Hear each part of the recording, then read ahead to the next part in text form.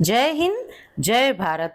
कर्मचारी, पेंशनर्स और family pensioners की वेलफेयर से जुड़ी जानकारियों के साथ मैं रीना सुथार आप सभी का स्वागत करती हूँ। आज के इस वीडियो की शुरुआत करते हुए सबसे पहले बात कर लेते हैं उन टॉपिक की जिसकी जानकारी लेकर आज के इस वीडियो में आई हूँ। देखिए, 1 जनवरी 2026 से हमारे महंगाई भत्तों में मामूली ही सही यानी कि 2% की जो बढ़ोतरी हुई है, जिसकी घोषणा अभी तक केंद्र सरकार ने नहीं की है।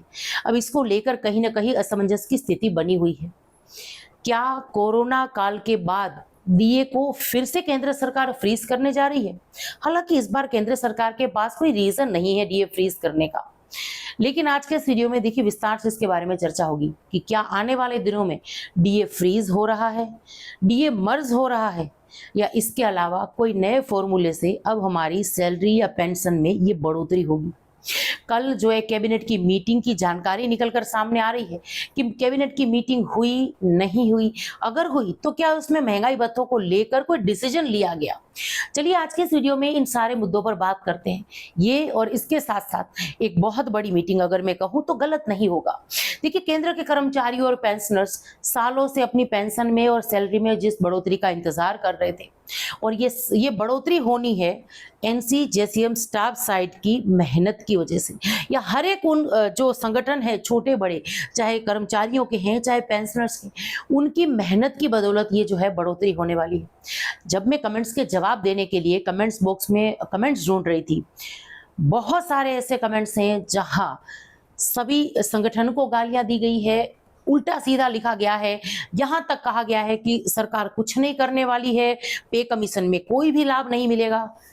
देखिए, जिनको ये लगता है कि पे कमीशन से हमारी पेंशन या सैलरी में कोई फर्क नहीं पड़ने वाला है, कोई बढ़ोतरी नहीं होने वाली है, आज का ये वीडियो उन लोगों के लिए नहीं है। हम उम्मीद पर वीडियो बनाते हैं। जो प्रयास एनसीजेसीएम स्टाफ साइड के सदस्य करते हैं, जो कर्मचारी संगठनों के सदस्य करते हैं, उन्हीं की बदौलत हमें पे कमीशन मिला है। 8वां वेतन आयोग का गठन हुआ है, कमेटी की घोषणा हुई है। आने वाले दिनों में यानी 18 महीनों का जो उनको वक्त दिया गया था, उतने समय में वो अपनी सिफारिशें पेश करेगी। देखिए, फायदा कितना होता है कितना नहीं होता ये आने वाले दिनों में पता चलेगा, ये बात की बात है, लेकिन प्रयास शुरू है। और उस प्रयास के लिए कम से कम मैं आपसे उम्मीद करती हूँ 2 अच्छे शब्दों की, ऐसे कमेंट्स की जहां पर इन कर्मचारी संगठनों के प्रयास को सराहा जाए। तो आज के इस वीडियो में उस ऑफिस मेमोरेंडम की एक मेमोरेंडम की भी बात करूंगी जो भी 13 अप्रैल की एक मीटिंग के बाद बनाया गया है। अब उस मीटिंग में हुई थी, बहुत सारे डिस्कस हुए हैं मुद्दे जो कर्मचारी और पेंशनर्स के वेलफेयर को लेकर है। उसमें बहुत सारे मुद्दे ऐसे हैं जो पेंशनर्स के हित के भी हैं, जो फैमिली पेंशनर्स के हित के भी हैं। चलिए आज के इस वीडियो में उसके बारे में जानते हैं। ये और इसके साथ साथ एमएससीपी से जुड़ी हुई एक और जानकारी आज के इस वीडियो में शेयर करूंगी, क्योंकि हमारे बहुत सारे पेंशनर्स ऐसे हैं जिनको एमएससीपी को लेकर रिकॉर्ड ने मना कर दिया है। तो आज का ये वीडियो उन सभी पेंशनर्स के लिए भी बेहद ही महत्वपूर्ण रहने वाला है। तो इसी जानकारी के लिए आज के इस वीडियो में आगे बढ़ते हुए आप सभी से निवेदन है कि वीडियो में अंत तक बने रहिएगा।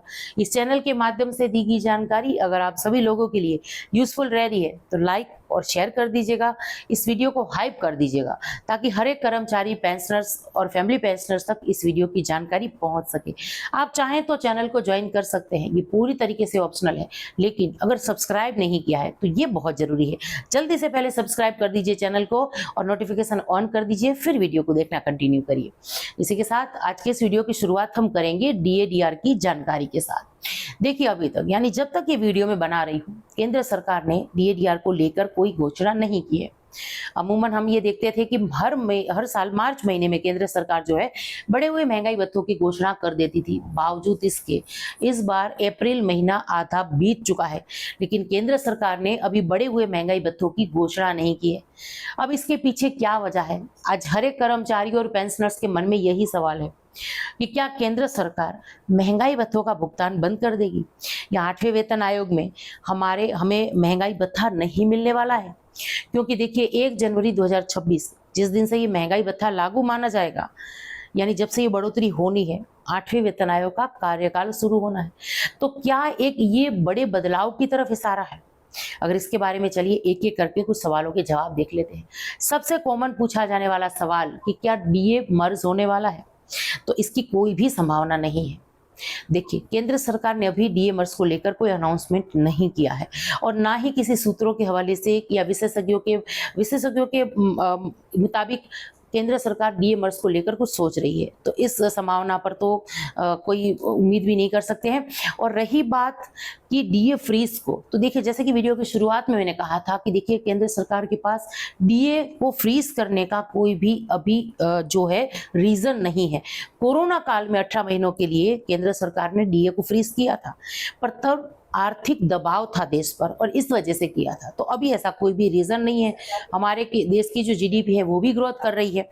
तो इस संभावना पर भी जो है एक हम क्रॉस लगाकर आगे चलते हैं। तो फिर बात अगर करें कि अभी तक क्या कारण है कि केंद्र सरकार ने बढ़े हुए महंगाई भत्तों की घोषणा नहीं की है। कल कैबिनेट की मीटिंग की जानकारी थी। आप में से बहुत सारे हमारे पेंशनर्स ऐसे थे जो ये कह रहे थे कि मैम, सोशल मीडिया में ये कहा जा रहा है कि 15 तारीख को बुधवार के दिन दोपहर 11 बजे से मीटिंग शुरू होनी है। तो क्या ये मीटिंग हुई या नहीं? अगर हुई तो इसमें क्या महंगाई भत्तों को लेकर कुछ घोषणा हुई है या नहीं हुई है? तो देखिए, अब इस मीटिंग की कोई भी जानकारी जो है सामने निकल कर नहीं आ रही है। पर मैं पूरी कोशिश करूंगी अगले वीडियो में विस्तार से इसके बारे में बात करूं। जो भी जानकारी मिलेगी हम इसके बारे में जरूर से डिस्कस करेंगे, क्योंकि आज हमारे हर एक कर्मचारी, पेंशनर्स और फैमिली पेंशनर्स ऐसी सारी जानकारी जानना चाहते हैं। जैसे 8वें वेतन आयोग को लेकर, जैसे 8वें वेतन आयोग की छोटी से छोटी अपडेट जानना चाहते हैं। तो जैसे कि वीडियो की शुरुआत में मैंने कहा था कि उन सभी पेंशनर्स और फैमिली पेंशनर्स के लिए आज का ये वीडियो बेहद ही महत्वपूर्ण रहने वाला है। तो चलिए अब उस मेमोरेंडम की बात कर लेते हैं जो आने वाले दिनों में सीधे हमारी जेब पर असर डालेगा। कैसे असर डालेगा, अब इसके बारे में बात करते चले तो देखिए, ये मेमोरेंडम ये 8वें वेतन आयोग की कमेटी को सौंपा जाना है। 8वें वेतन आयोग की कमेटी के जो अध्यक्ष हैं जस्टिस रंजना देसाई जी, इनको सौंपा जाना है। इसी के आधार पर वेतन आयोग की कमेटी जो है वो अपनी सिफारिशें तैयार करेगी। लेकिन जल्दी से चलिए पहले 8वें वेतन आयोग की जो कमेटी है उसका कामकाज कहां तक पहुंचा उसके बारे में बात करते चले। उत्तराखंड का दौरा कंप्लीट हो चुका है, उसकी जानकारी मैंने दी थी। अभी दिल्ली, पूना, फिर आने वाले दिनों में बॉम्बे, अलग अलग राज्यों में जो है ये मीटिंग्स का दौर रहने वाला है, जिसकी सारी जानकारी, अपडेट वगैरह जो है साइट पर हमें मिलती रहती है। विस्तार से आने वाले दिनों में उसके बारे में बात करेंगे कि आपके राज्यों में भी जो है कब कब कौन सी तारीख को ये मीटिंग्स होने वाली है। आम आदमी हो चाहे एसोसिएशन हो, कोई भी अपना जो सुझाव है वो आज कमेटी तक पहुंचा सकता है और पहुंचा भी रहा है। लाखों जो सुझाव हैं वो कमेटी को मिले हैं, जिसके बारे में भी वो समय समय पर हमें जानकारी मिलती रहती है और हम भी वो वीडियो के माध्यम से उसके बारे में बात जो करते रहते हैं। लेकिन कल मुझे कमेंट्स के माध्यम से सबसे ज्यादा सवाल ये पूछा गया था कि मेमोरेंडम में बहुत सारे मुद्दे हैं जो पेंशनर्स के वेलफेयर को लेकर है, तो मैम आपने उसको लेकर बात क्यों नहीं की? तो चलिए आज जल्दी से जो है वो सारे मुद्दे देख लेते हैं जिनमें फैमिली पेंशनर्स की पेंशन बढ़ाने का मुद्दा भी शामिल है। देखिए, सबसे पहली बात कि फिटमेंट फैक्टर को बढ़ाकर 2.86 से लेकर 3.15 या इससे भी ज्यादा अगर उसमें मैं कहूँ उस मेमोरेंडम में 3.833 जो जिसका आंकड़ा हमें मिला था, तो उतना जो है आप कर दीजिए। ये मांग रखी गई है वेतन आयोग की कमेटी के सामने। इसके साथ पे मैट्रिक्स, इसमें कुछ बदलाव, हाउस रेंट अलाउंसेस में बढ़ोतरी, इसके दरों में बढ़ोतरी मांगी गई है, टी अलाउंस में बढ़ोतरी मांगी गई है, इसके साथ साथ रिस्क अलाउंसेस। और देखिए, इस बार अगर मैं कहूँ तो जैसे 7वें वेतन आयोग में बहुत सारे अलाउंसेस ऐसे थे जिसको केंद्र सरकार ने खत्म कर दिया था, या कहें कि मर्ज कर दिया था तो गलत नहीं होगा। बहुत सारे अलाउंस जो थे वो खत्म हुए थे 7वें वेतन आयोग में, लेकिन 8वें वेतन आयोग में ये अपने आप में एक नई बात है। इस बार कुछ अलाउंस एक्स्ट्रा मांगे गए हैं, जिसके बारे में कल के वीडियो में हमने विस्तार से बात की थी। अगर कोई कर्मचारी जो है जिनको ये सीधा इफेक्ट डालेंगे, अगर उनको इसके बारे में जानकारी नहीं है तो आपसे मेरी रिक्वेस्ट है कल का एक बार वीडियो देख लीजिए। उसमें मैंने पूरा डिटेल में उसके बारे में बात की है कि कौन से नए अलाउंसेस जो है जिसको जोड़ने की बात की गई है। तो ये तो अलाउंसेस है जिसमें बढ़ोतरी चाहिए, कुछ नए अलाउंसेस जोड़िए। इसके साथ कम्यूटेशन की बहाली की अगर बात करूं तो विस्तार से इस मेमोरेंडम में इसके बारे में बात की गई है। गुजरात का हवाला देते हैं, गुजरात सरकार ने जिस तरीके से कम्यूटेशन पीरियड को कम कर दिया है, इसके बारे में बात की गई है। पूरा विस्तार से कम्यूटेशन क्यों जल्दी खत्म होना चाहिए इस बात पर जोर दिया गया है। अगर ऐसा हो जाता है तो पेंशनर्स के लाखों रुपए बचेंगे और ऐसा होना भी चाहिए। इसके साथ साथ अतिरिक्त पेंशन यानी एडिशनल पेंशन जो है वो 65 साल से शुरू करिए। 65 70, फिर 75, 5, 10 और 15 इतनी प्रतिशत पेंशन जो है वो जल्दी मिलनी चाहिए, इस बात पर भी जोर है। इसके साथ साथ फिक्स मेडिकल अलाउंस जो है यानी एफएमए, जो अभी 1000 रुपये मिल रहा है उसको बढ़ाकर 5000 रुपये कर दीजिए, क्योंकि बढ़ती महंगाई को देखते हुए मेडिकल्स का जो हमें खर्च आता है उसको देखते हुए 1000 रुपये काफी नहीं है। अगर हर महीने 5000 रुपये ये कर दिया जाए तो पेंशनर्स और फैमिली पेंशनर्स को काफी राहत होगी। लेकिन अगर बात करूं कि केंद्र सरकार देखिए अगर 5000 पर नहीं भी मानती है तो भी 3000 पर भी अगर सहमत होती है तो अच्छा खासा फायदा होगा। इसके साथ साथ डीए यानी महंगाई भत्ता जो है 50% से अधिक हो गया है तो इसको मर्ज वगैरह करने की भी मांग है। इसके साथ एमएससीपी में कुछ बड़े बदलाव मांगे गए हैं। जैसे एसीपी में 10, 20 और 30 साल का फॉर्मूला था, वैसे ही एमएससीपी जो 2006 में लागू की गई उसमें 8, 16 और 24 का था।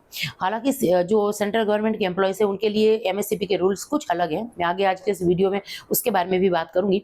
लेकिन एमएससीपी में जो है कुछ बड़े बदलाव की मांग की गई है। इसके साथ साथ ग्रेजुएटी से जुड़ी हुई मांग हो और बहुत सारे ऐसे मांगे हैं जो कर्मचारी और पेंशनर्स के वेलफेयर को लेकर है।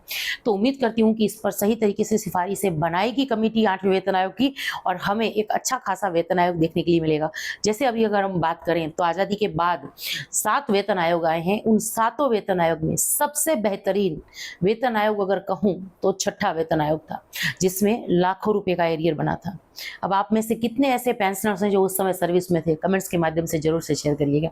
इसी के साथ वीडियो में आगे बढ़ते हुए हम बात करते हैं एमएससीपी को लेकर।